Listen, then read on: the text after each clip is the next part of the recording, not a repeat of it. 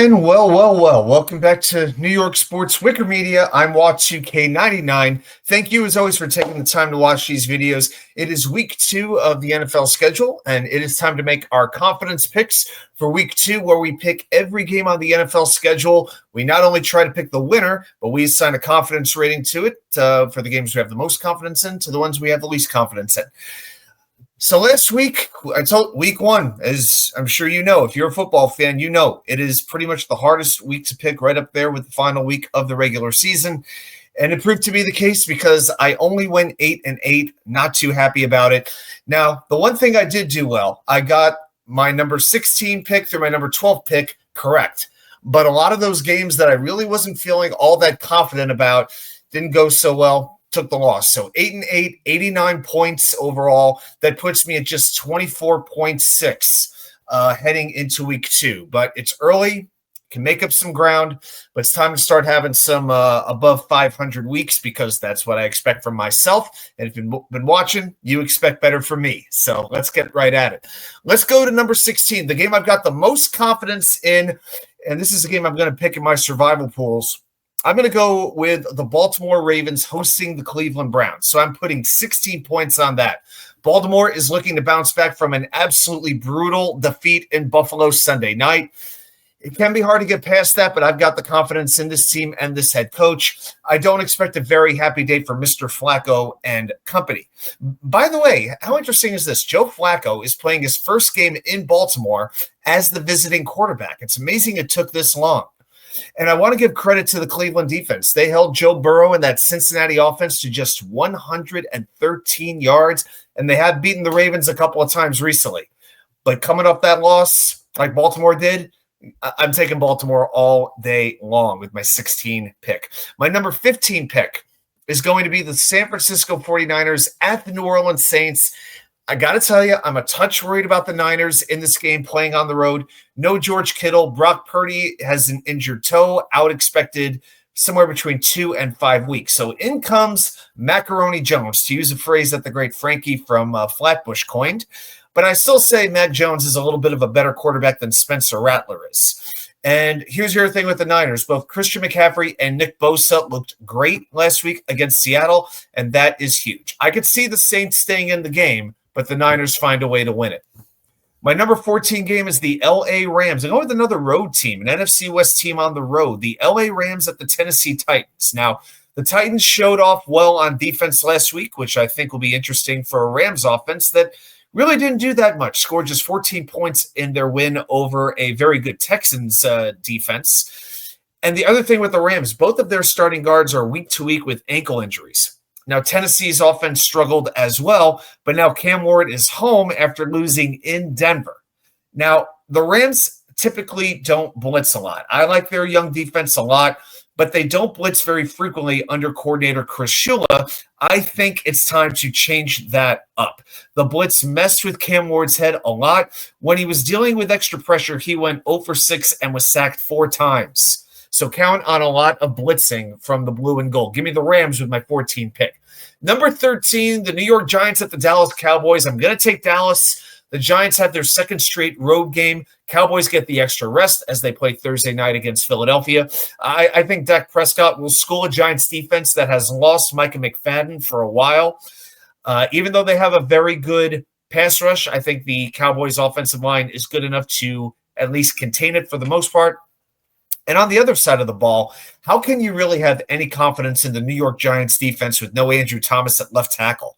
Russell Wilson is 0-6 over his last 6 starts, 5 of them with Pittsburgh last year. And in last week's loss to Washington, he went 17 of 37, 168 passing yards, no touchdowns, and a passer rating of 59.3. Yikes. In Jerry World, I'm taking Dallas. Number 12. I'm going to take the Arizona Cardinals against the Carolina Panthers. So the Panthers playing their second straight road game, Cardinals playing their home opener. Carolina could not really move the ball much at all against Jacksonville last week. I don't see it looking much better here against the Cardinals defense that I think is going to be a good deal better than it's been in recent years. I'm not saying the Cardinals were overly impressive last week against Tennessee, but they get a bit of a softball start here. They're going to win this game at home. Number 11, the Buffalo Bills at the New York Jets. Yeah, a lot of people are probably going to give this game a few more points than I am. The Bills, I'm taking the Bills, but they are a bit beat up. Taron Johnson, Christian Bedford, James Cook, and Ed Oliver's in a walking boot, okay, as of Thursday. He's riding a scooter, and he's in a walking boot. And for a team that gave up 238 yards on the ground last week to Baltimore, going against the Jets, who ran the ball very, very effectively against Pittsburgh, I think that plays well for the Jets here. I think they need a quick start with Buffalo coming off that emotional rally at home. I'm just not ready to put my full faith in the Jets offense yet after one really good game. I need to see consistency from Justin Fields. I think the Bills are just going to have that one quarter, that 15 or so minute stretch when they're just a little bit too much for the Jets. They like a touchdown, force 3 and out, touchdown, that sort of thing. And I think that's enough for the Bills to improve to 2-0. Number 10, the Chicago Bears at the Detroit Lions. All right, I'm taking Detroit at home. You've got two huge disappointments from week 1 for very different reasons. The Bears are on the road coming off a short week against the team that is coming off a road beatdown, whereas the Bears blew a big lead late to Minnesota. Now, the Lions, I thought, looked very disappointing in that loss to Green Bay, but now you're going against a Bears defense that collapsed in the fourth quarter against the Vikings and J.J. McCarthy. Now you're stepping up a couple of classes facing the Detroit offense. And here's the other thing about the Lions, pretty interesting. They are the only team that hasn't lost back-to-back regular season games since 2023. Also, since 2022, they're 11-4 after a loss. Fourth best mark in the NFL. Give me Detroit. Number 9.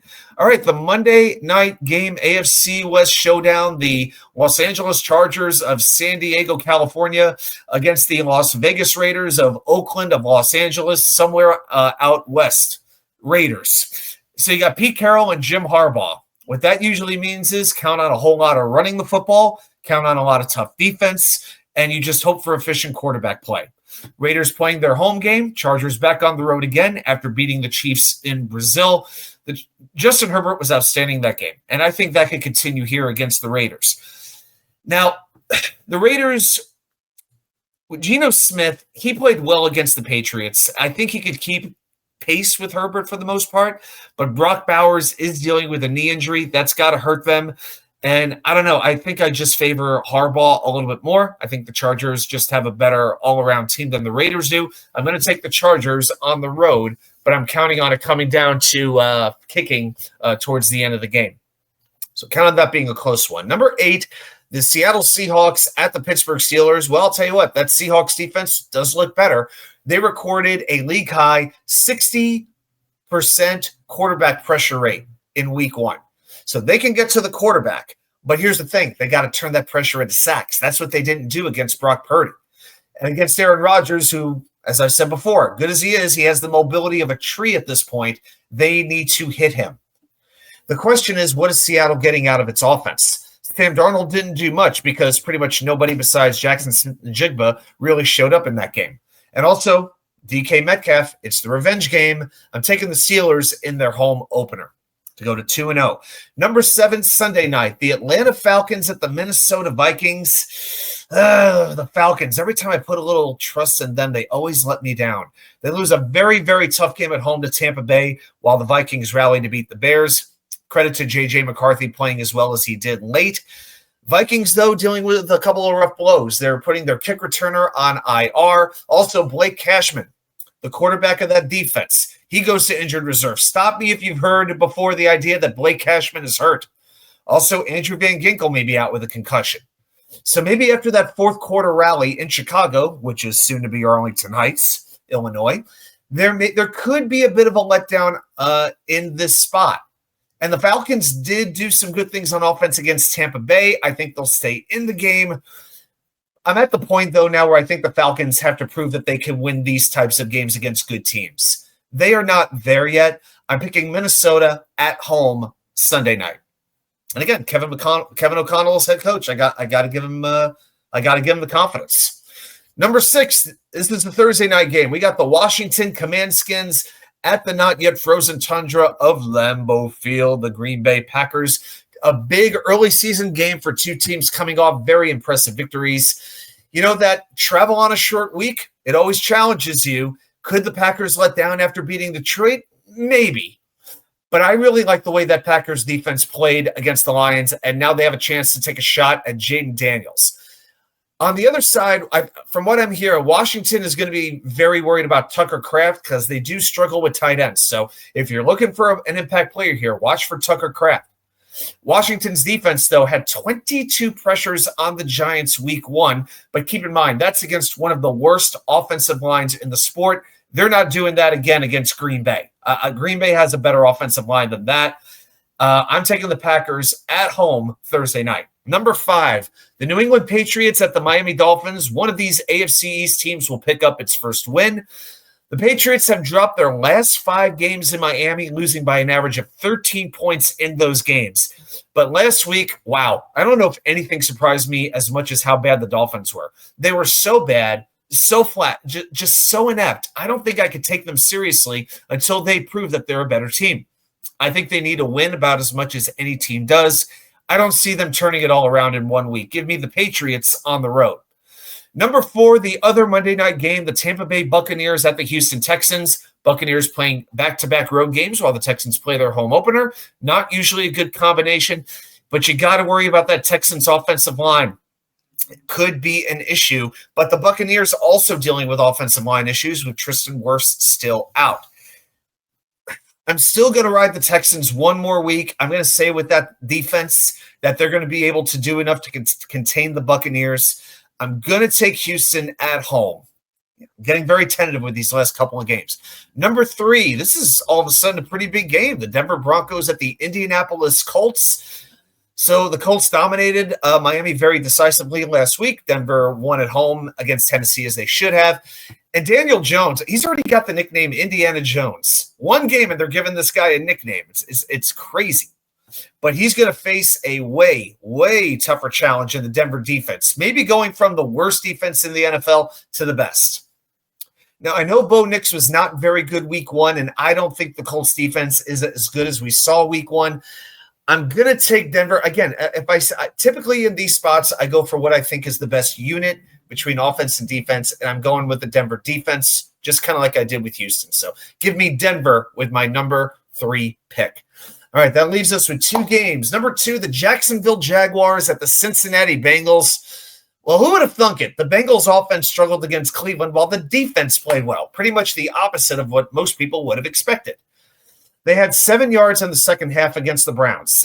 Yeah, I'll say it again. 7 yards of offense against the Browns. They should not have won that game. Jacksonville, hey, they beat a terrible Carolina team, even though Jacksonville took 11 penalties in that game. I hate picking against Joe Burrow at home, but the Jags have a very explosive offense now with Trevor Lawrence, Travis Etienne, Brian Thomas, and now Travis Hunter. And that Cincinnati defense is so bad right now, I don't know if they can get a big stop when they need to. I'm taking the Jaguars to upset the Bengals in Cincinnati. And number 1, hey, I saved the best for last. The rematch of this past year's Super Bowl, the Philadelphia Eagles at the Kansas City Chiefs. It's going to be fun to watch. Eagles edged out the Cowboys in their season opener. Chiefs coming off a tough loss. It was really Philadelphia's pass rush that won that game last year for Philadelphia. But you got to remember, the Chiefs are better up front now than they were, led by the addition of Josh Simmons at left tackle. The issue I have is who is Patrick Mahomes throwing the football to? No Rashee Rice. Xavier Worthy is now practicing on a limited basis as of Thursday. But here's a couple things about Patrick Mahomes.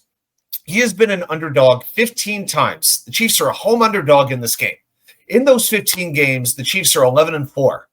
And coming after a loss, the Chiefs are 19-4 in those games. It is just too hard for me to believe the Chiefs will start the season 0-2. I'm putting a little bit of faith in the Chiefs with my number 1 pick. I'm picking Patrick Mahomes and the Kansas City Chiefs to get, I'm not going to say revenge, but to get this victory against the Super Bowl champs. Well, those are my picks. If you got a few picks, put them right down there in the comments. Be sure to hit that thumbs up. Please subscribe to the channel. We are growing, and I appreciate everybody's support. And everybody, have a great rest of your day. Enjoy the football this weekend. God bless America. More than anything, I want to say that. And I'll see you guys next time. I'll see you right back here with more content from you know where. The wicker chair.